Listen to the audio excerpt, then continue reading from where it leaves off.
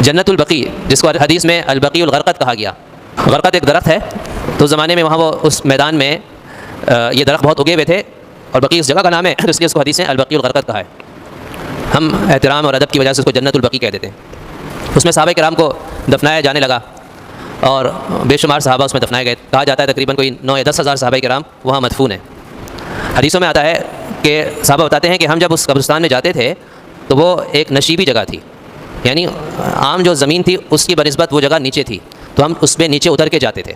یعنی اس زمانے میں وہ عام سطح سے نیچے تھا، اور آج تقریباً 1450 سال کے بعد وہ جگہ عام سطح سے بہت اونچی ہے. تو اب یہ وہ جگہ جو نیچے تھی وہ اونچی کیسے ہو گئی؟ سوچنے کی بات ہے. اس کی وجہ یہ ہے کہ وہاں پر سینکڑوں سالوں سے لوگوں کو دفنایا جا رہا ہے، اور مستقل دفنانے کی وجہ سے وہ جگہ اونچی ہو جا رہی ہے. یعنی 1450 سال سے مستقل دفنایا جا رہا ہے نا. جو بھی مدینہ منورہ میں انتقال کرتا ہے اس کو وہاں دفنا دیتے ہیں. ایک قبر میں دوسری میں تیسری میں چوتھی میں پانچویں میں چھٹی. ہاں، صحابہ کرام کی قبریں تو اپنی جگہ موجود ہوں گی، ظاہر بات ہے. بہت سی قبروں کی تو ابھی بھی نشاندہی موجود ہے، اگرچہ اس پہ کچھ لکھا ہوا نہیں ہے اور نہ وہاں کے لوگ بتاتے ہیں، لیکن جو آپ پرانے نقشے اٹھا کے دیکھیں اس میں آپ کو پتہ چل جائے گا کہ کسی قبر کہاں پر ہے اس میں. اور اس قبرستان میں سب سے برگزیدہ شخصیت جن کی اس قبر ہے وہ حضرت عثمان غنی رضی اللہ عنہ ہے.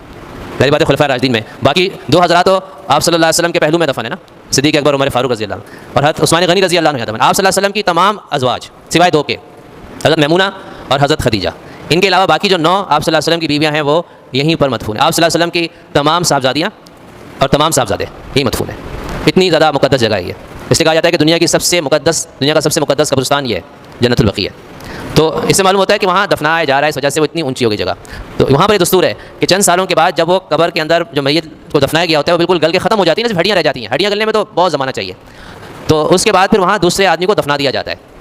یہ وہاں دستور ہے. اگر اس پہ عمل نہیں کریں گے تو ظاہر بات ہے کہ پھر لوگوں کے لیے رہنے کی جگہ ختم ہو جائے گی، قبریں ہو جائیں گی.